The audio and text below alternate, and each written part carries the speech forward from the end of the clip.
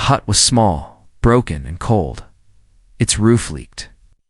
The door was locked from the outside. There were no windows. Inside, a young alien girl sat in the corner, her arms wrapped around her knees. Her silver skin looked pale in the shadows. Stomach made soft, painful sounds she had not eaten in 2 days. She had stopped crying now. She just stared at the floor. Her lips were dry. Her long white hair was tangled and dirty. A small torn cloth was the only thing covering her body. She was not sick. She was not dangerous. She was simply unwanted. They had locked her here one night, saying she was cursed. The elder said she brought bad luck. Her mother had disappeared years ago, and no one claimed her. She had no name, no family, no voice, just silence. Outside the village lived its life. No one came near the hut. It was a place people feared or ignored.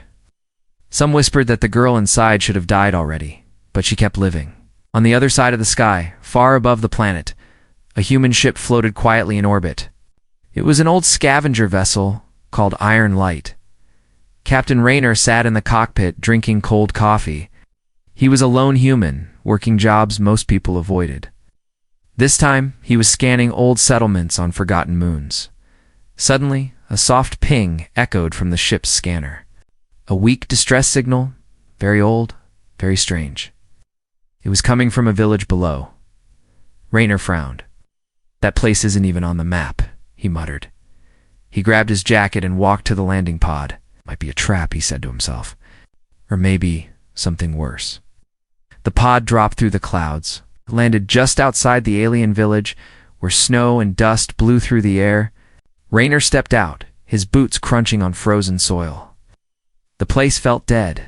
No one welcomed him. No one spoke. But the signal was clear. It led him to the small hut on the edge of the village.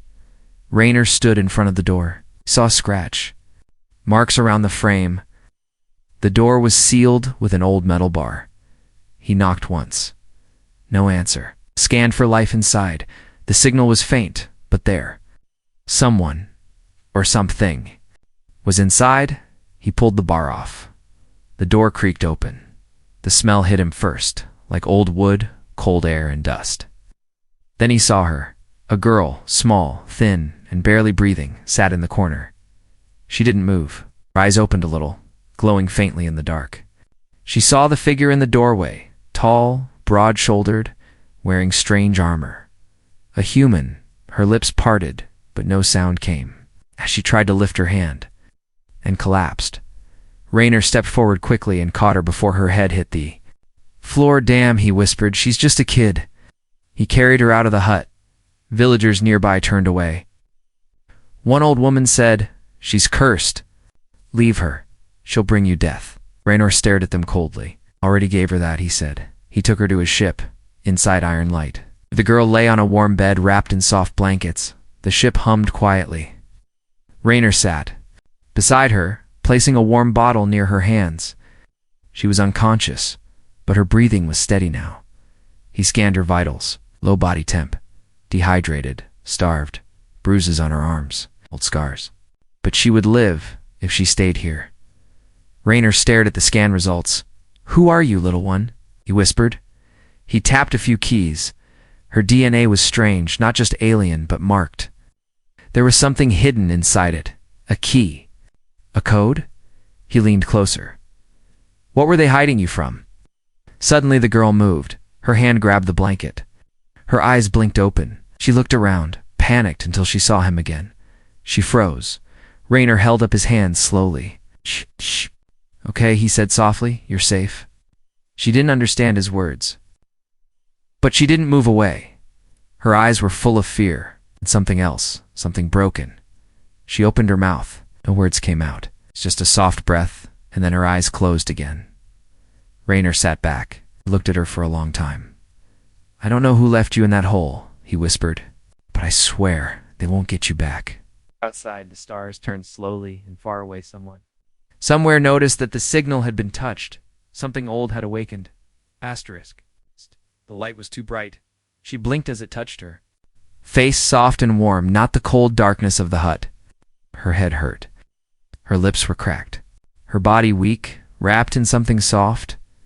Then she saw him. He was sitting in a chair beside the bed.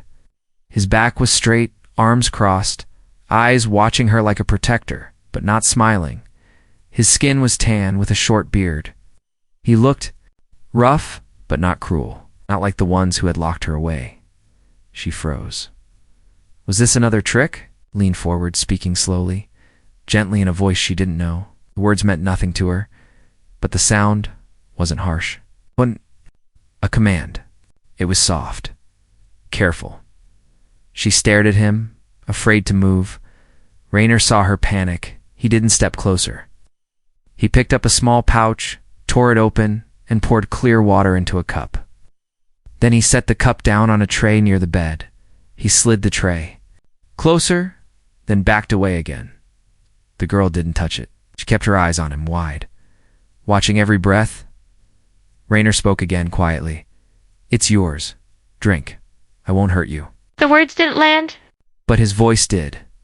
Slowly, carefully, she reached out like a wild animal, unsure of a trap.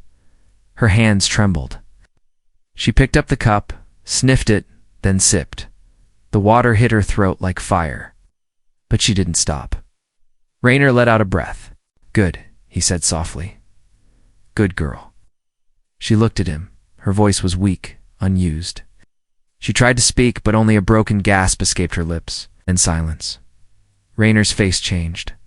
He leaned toward a panel and activated a scanner. Her vitals showed improvement. But her voice box was damaged, not destroyed, just swollen, unused for too long. She hadn't spoken in months, maybe longer. He downloaded a language matrix and loaded a basic translator, but her dialect was old, ancient. That's when he saw it again.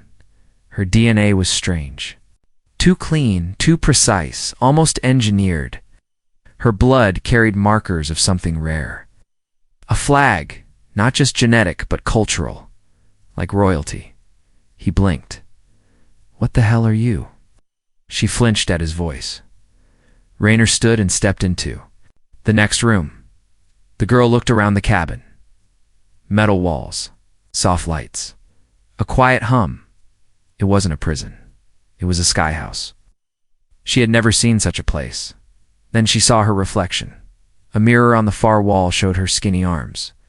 Messy, white hair, torn skin. She looked like a ghost. But something shined in her eyes, a ring of gold inside silver. Her hand went to her chest. The old pendant was still there, tied with string around her neck. It was broken, but it was all she had. Raynor returned with soft food in a container. He set it down near her again, then held up a spoon and pretended to eat. He was showing her. She copied him. It was warm, sweet. Her eyes watered as she ate it all slowly.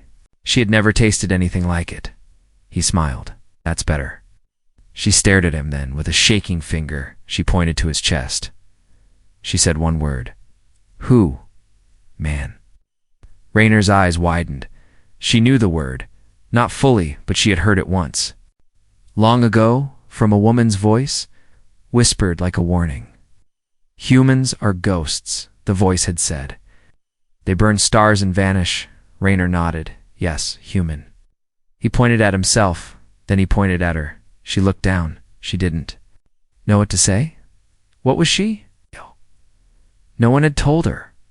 No one had named her. Raynor opened a small screen showing a map of the galaxy. He zoomed in on her planet, then pointed to it. She nodded. He tapped her chest again. You from here? She gave a weak nod. Then with a broken voice, she whispered. Name. Raynor blinked. You want to know my name? She nodded slowly. He smiled. Raynor. He pointed again at himself. Raynor. She stared at him then, after a long silence. She pointed at herself. Raynor tilted his head. You don't have one, do you? She stayed silent. He sat back in the chair, looked at her closely, then said Lyra. She blinked. He nodded. Your name now, Lyra. She didn't speak, but for the first time, she didn't look away. Outside the ship, a satellite rotated in silence, far away. On a hidden command ship, A red light blinked on. The signal had been activated. Someone was listening. Asterisk. The stars outside moved slowly, like cold fire in space. Inside the ship iron light, Lyra sat on a soft seat near the window. Her hands were warm now, her skin no longer blue with cold. But her heart still felt empty. She watched the stars as if they might speak to her. Raynor stood at the console, his eyes narrowed at the screen. He was scanning the deep web of the galactic net, looking for anything connected to the strange signal. He found when he rescued her, but what he saw made his blood go cold. A new bounty had appeared just hours ago, not for a criminal, not for a soldier, but for a child. Her face, Lyra's face. A grainy photo, likely from years ago. But clearly her younger, thinner, but the same eyes. The bounty was simple. Wanted erased. No return, no name, no trace. A red mark blinked beside it. Dead, not alive. Raynor slammed his fist on the console.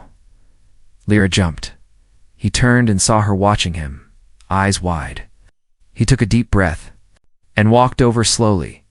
He crouched down beside her. Lyra, he said gently, you're not safe, not here, not anywhere in open space. Someone wants you gone. She didn't understand the words, but she understood his face. He showed her the screen, her photo, the red mark. She stared. Then her hands started to shake. Her eyes filled with tears, but she didn't cry. She looked up at him, lips trembling, and whispered one word. A question. Why? Raynor didn't know, but he was going to find out. Pulled up her DNA scan again. There it was, the hidden tag. Not just biological, but encoded. A small data key, hidden deep inside her cells. He ran a deeper scan. The results made him sit back in silence, buried inside. Her genome was a royal seal, a crest from an ancient line thought dead long ago. Not from this planet. Not even from this system. She wasn't just a girl. She was heir to something powerful, maybe a throne, maybe a secret, maybe both. And someone had tried to make sure that secret stayed buried. Lyra looked at him. She saw something change in his eyes. What? Am I? She whispered. Raynor shook his head. You're someone they're afraid of. That's why they locked you in that hut. That's why they left you to die. She stared at the floor. A faint memory returned, her mother's voice in the dark, holding her, whispering, "Stay quiet. If they hear you, they'll come." Raynor stood, his hand gripping the edge of the console. He turned to her. Now on, you stay with me. You don't leave this ship, not until I say. He walked over to a hidden compartment and opened.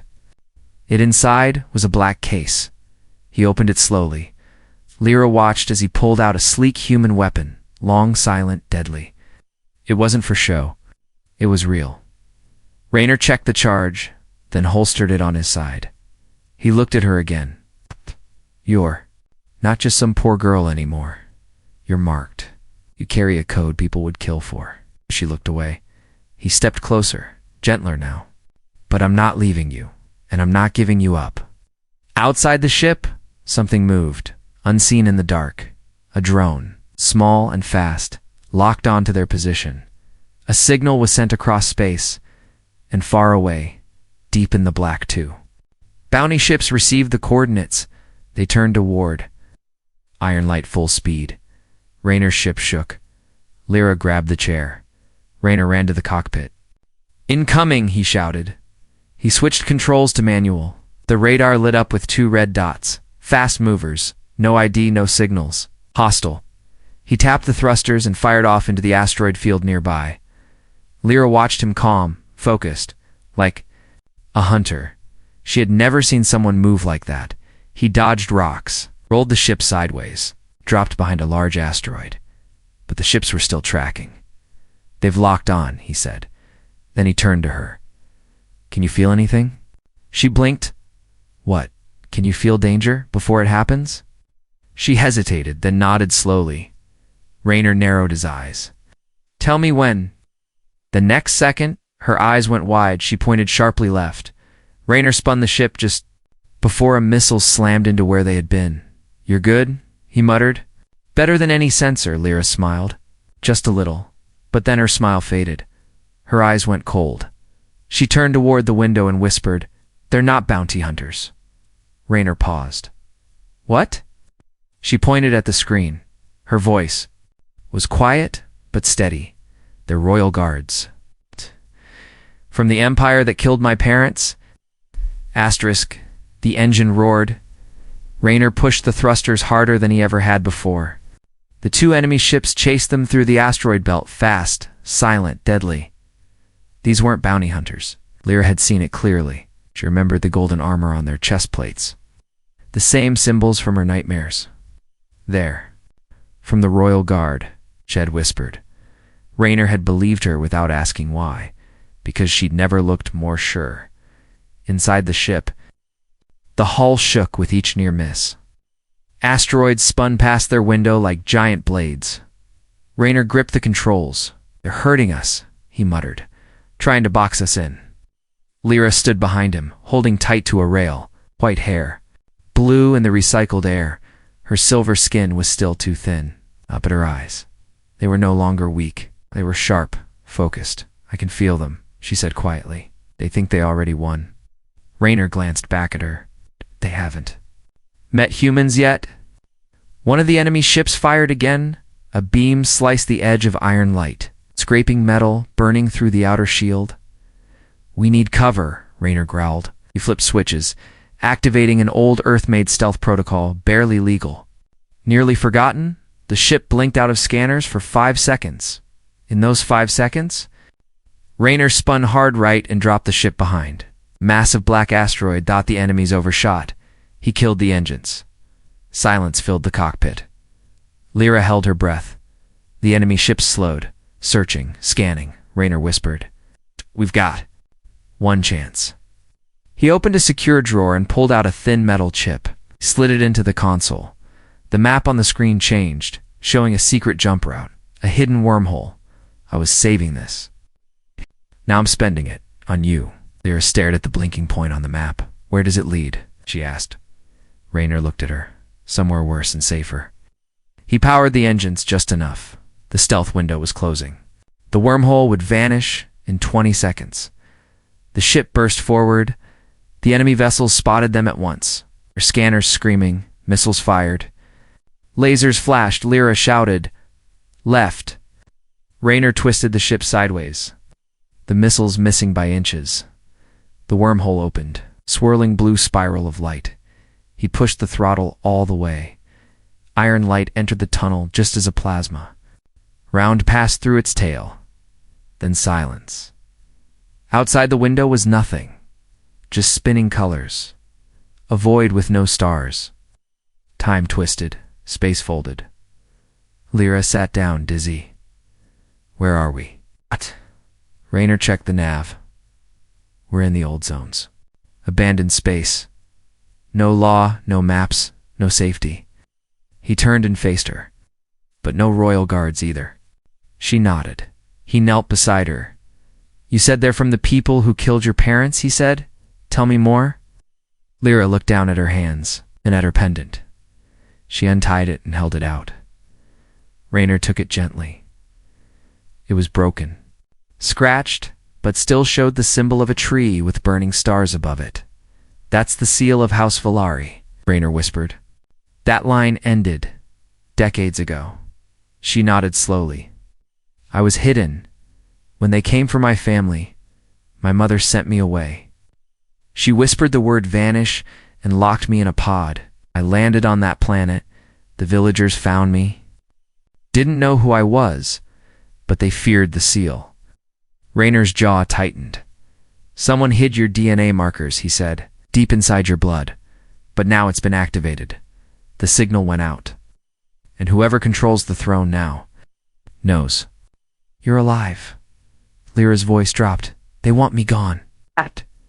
"But why?" Rayner asked. "You're just one girl." She looked up. "No, I'm the last key."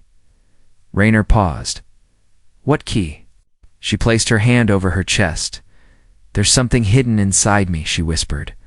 My father called it the core of Valari. Code. A command. If I speak the right words, it wakes something up. Something powerful. Raynor leaned back, stunned, and they think, if they kill you, it stays asleep forever. She nodded. Raynor stood. Well, then we keep running. But Lyra stood too. No, she said softly. I'm tired of running. He looked at her, her eyes now shining. I don't want a crown, she whispered, but I won't let them bury me again. Raynor smiled, just a little, then we'll fight. Suddenly, a beeping sound broke the quiet. A message was coming through, encrypted. Human code, Raynor read it. Then his face changed. What is it? Lyra asked. He looked at her. They're not the only ones hunting you, he said. Lyra froze. There's a human ship nearby. And it just sent this message. Surrender the girl. You have 1 hour. The message was still on the screen. Surrender the girl. You have 1 hour. Signed with a human code. But not just any code. A military one. One that hadn't been seen in over 20 years. Raynor stared at it in silence. Lyra stood behind. Him, quiet, tense. Her fingers tightened around her pendant. It's from your people? Raynor didn't answer. He tapped the console and opened the encryption layers. The signal was old Earth tech, deep frequency, high clearance. Whoever sent it wasn't a pirate. This was someone official. Someone high-ranking, someone with orders. They knew where we'd jump, Raynor said. This wasn't random. They were waiting. But I don't even know them, Lyra whispered. Raynor looked at her. You're carrying something. Something more than you were told. That message isn't about you. It's about what's in you. He opened her DNA profile again, this time focusing on dormant layers. One file stood out, a tiny locked sequence. Hidden behind a triple encryption, code he had seen this type once before. It wasn't alien, it was human-made. Raynor's voice turned sharp. They didn't just hide you, they programmed you. Lyra stepped back. What do you mean? It's a living message inside you. One that only wakes up if you survive long enough. If that message gets out, it could change everything. She stared at him. And what do we do? Raynor stood. We open it. He walked over to the ship's AI core, an old Earth. Machine fused with scavenged alien tech. He loaded Lyra's DNA code into the bio-dash reader. Lights flickered. The AI buzzed. Warning, Terran Royal key detected. Activate hidden memory. Lyra looked at him. What is this? Raynor nodded. Say. Yes. Lyra took a breath. Then whispered, yes. The screen flashed once, then played a projection. A man's face appeared. Older, serious, with golden armor and silver eyes, the same as Lyra's. Her legs gave out. She dropped to her knees. Father, she whispered. The message played. If you are seeing this, my daughter, then you survived. If you survived, they will come for you. The Empire will lie. They will call you dangerous. They will call you fake. But you are not. You are the true heir to House Valari. And more than that, you are the only one who carries the last peace code. It is hidden in your blood, not a weapon. Signal, a final command that shuts down the war machines. The ones we built, the ones we lost control of. They've been waiting in the void, killing silently, obeying no one. But if they hear your voice, if you speak the code, they will stop. You are their silence. And they will kill to make sure you never speak. The message ended. Lyra covered her mouth. Raynor, he said nothing. His hands were shaking. He knew what those machines were called, the Ghost Fleet. A nightmare from Earth's darkest war. Billions died. The fleet vanished. Everyone thought they had shut down. But now, they're still alive, Raynor whispered. Floating in the void. Hunting anything that moves. Lyra looked up at him. My voice can stop them. He nodded slowly. But only if you live long enough to speak. Suddenly the ship's alert screamed. Human vessel approaching 20 kilometers. Weapons. Armed.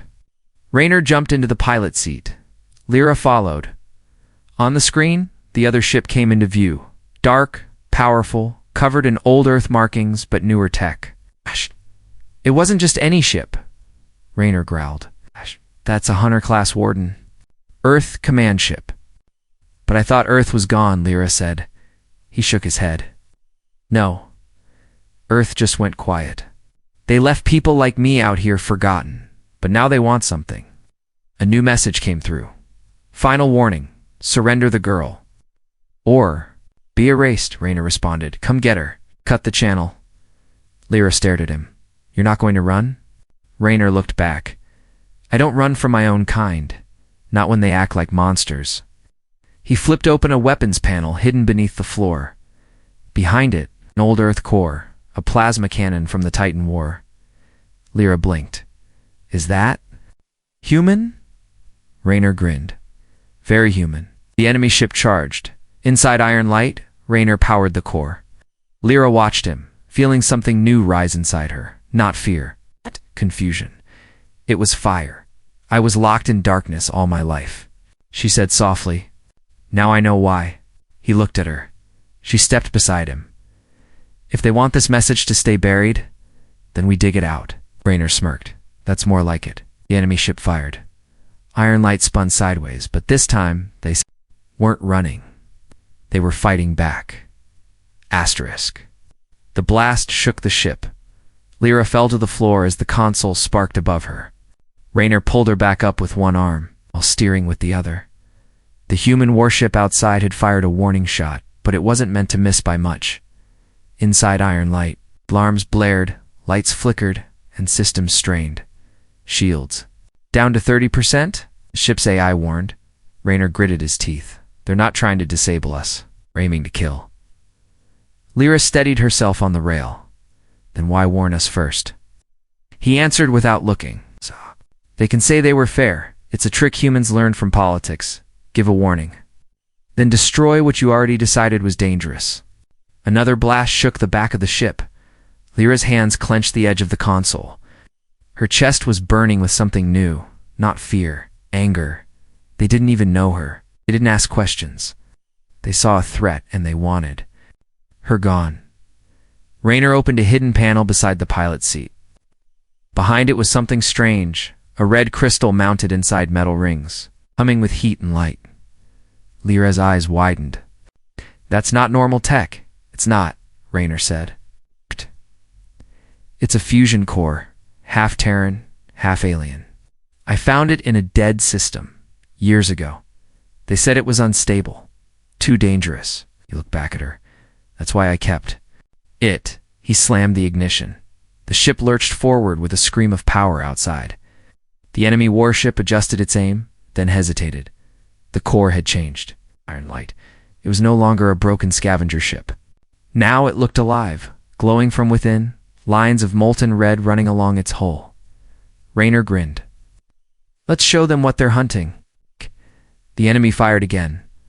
Rayner spun the ship under the blast, flipped it backward mid-flight, and returned fire with a plasma cannon that hadn't worked in decades until now. The bolt struck the enemy's wing, ripping metal and smoke into space. Rayner laughed. Still got it. Lyra watched him, stunned. He wasn't just surviving. He was dancing, every movement sharp, every shot perfect. His hands moved like the ship was part of him. Not just a pilot, a warrior, forged in space and fire. I didn't know humans could do this, she whispered. He glanced at her. That's what they always think until it's too late. The enemy ship turned again, backing off. Lyra looked at the damage map.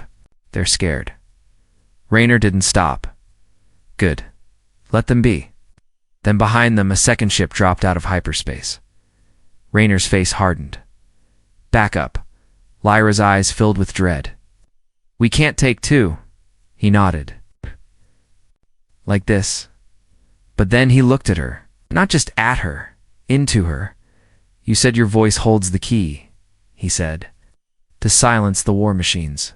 She nodded slowly. Then maybe he continued. It also speaks to other tech. Especially the kind buried in this ship. What do you mean? Rayner stood and opened the old voice interface, something from before the war. A human. Command system tied to the ship's nervous core. He handed her the headset. Speak to it, he said. I don't know how. Then feel it. Like you feel danger. Speak from your heart. She hesitated, then took a breath, placed the headset on, and whispered, "Listen to me." The ship responded, lights turning gold, systems unlocking. She continued, "You are not broken. You are not forgotten. We ride together now. Wake up." A deep hum spread through the floor. Raynor stared. The ship's AI spoke in a voice it had never used before. Command confirmed. New pilot, Lyra Valari. Course synced. The engines roared. The ship moved without controls, faster, smoother. Alive. Lyra smiled for the first time, truly smiled. Raynor looked at her like he was seeing her for the first time. "You're not just a passenger anymore," he said. She stood tall. "I never was." The enemy ships turned, firing together. But iron light twisted between them, faster than their eyes could track. It fired once, and both ships lost targeting systems. They floated, helpless. Raynor laughed. "We're a ghost now," Lyra said, her voice steady. "We're a storm." Suddenly, a new signal entered the system. Unknown origin. A soft voice echoed from deep space. Old, digital, cold. Terran key detected. Ghost fleet awakening. Prepare for contact. Raynor froze. Lyra looked at him. He said only 2 words. They found her. The stars were quiet for a moment. Then the signal returned. Terran key confirmed. Ghost fleet protocol initiated. Contact imminent. Raynor stared at the screen, his jaw clenched. They're waking up. Lyra stood in the middle of the ship, her eyes glowing faintly, the red crystal on the floor pulsing to her heartbeat. The iron light had gone still, not silent, just waiting. She looked calm to calm. Raynor walked toward her. "We should run. We don't know how many are coming." Lyra didn't move. "We can't run anymore. They found me, and now I have to speak." Outside the ship, the stars began to change. One by one, tiny lights appeared in the dark. Hundreds, maybe more. They moved with no sound, no engine trails. Giant warships, shaped like knives and shadows. They drifted forward, like ghosts, forgotten by time. The ghost. Fleet, unstoppable, unclaimed. Waiting for one command for half a century, Raynor reached for his weapon, even though he knew it wouldn't help. "These things wiped out empires," he whispered. Lyra didn't answer. She stepped toward the center of the ship. The red crystal glowed brighter as she spoke. "Open channel." The AI obeyed. Lyra raised her voice. Strong now, clear. "This is Lyra Valari. Blood of the last core, daughter of peace, child of fire." The ships outside stopped. "All who hear my voice, stand down." No reply. Raynor held his breath. Then, one ship moved. It turned slightly, slowly, not to aim. 2, kneel, another followed, then more, one by one. The ghost fleet bowed in silence, ancient machines honoring a voice they had been waiting for, a voice encoded in their command lines. A voice tied to their silence. Lyra's voice. Raynor exhaled. "You did it." But the moment didn't last. A sharp sound rang out from behind. The iron light's hull split open. Boarding dart slammed through the side. Raynor jumped to shield Lyra, but a shock pulse hit him hard. He fell, gasping, stunned. Boots hit. The floor 6 armored soldiers entered. Weapons drawn behind them, walked a tall figure in a dark red uniform, eyes cold. Jaw tight. Human Commander Vale. "Lyra Valari," he said flatly. "By Earth Command Order 77C, you are to be taken for extraction." Lyra stared at him. "I already gave the command." "The fleet has stood down. That's the problem," Vale said. "You just gave them hope." He raised a black device. "And we don't allow uncontrolled hope." He pressed the trigger, but nothing happened. The device sparked and failed. Behind him, AI spoke. Command overridden. "Core pilot protection active." Lyra stepped forward. "You can't control this fleet," she said. "Only I can, 'cause I was never built to destroy." Vale reached for his gun, but Lyra moved first. She spoke in the old tongue. 3 words, soft but heavy. The soldiers froze. Their weapons dropped. Their eyes widened. And then they stepped back, fear in their bones. Vale turned, but too late. Raynor had gotten up, and now his fist connected. The commander fell. Raynor stood over him. You came for the girl, but you forgot the human standing next to her. Looked at Lyra. You okay? She nodded. I'm not afraid anymore. The AI chimed again, awaiting final command from Core Pilot. Lyra looked out the window at the hundreds of silent warships waiting for her will. Then she looked at Raynor. I can take the throne, she whispered. Control the fleet. Start an empire. He didn't answer. She stepped close, but I don't want that. She took his hand. I want to live free with the one who found me when I was nothing, who fed me when I was starving, who gave me a name. Raynor's voice was soft. Then what's your order? She turned toward the ships. Rang through the stars, stand down, sleep. You are not weapons anymore. You are watchers now, protectors of peace. One by one the ghost fleet turned and faded into the darkness, disappearing into the void, waiting, but no longer hunting. Peace had spoken. Lyra turned to Raynor. He looked at her like he had from the beginning, not as a princess, not as a weapon, just as a girl alive, strong. Strong. She smiled. You still want to fly the old routes? He smirked. As long as you don't replace me with a smarter AI. She leaned on his shoulder. You're the only human I trust. He looked at the stars. And you're the only alien I've ever called family. Ship turned, engines humming. They didn't run, they just flew. Together.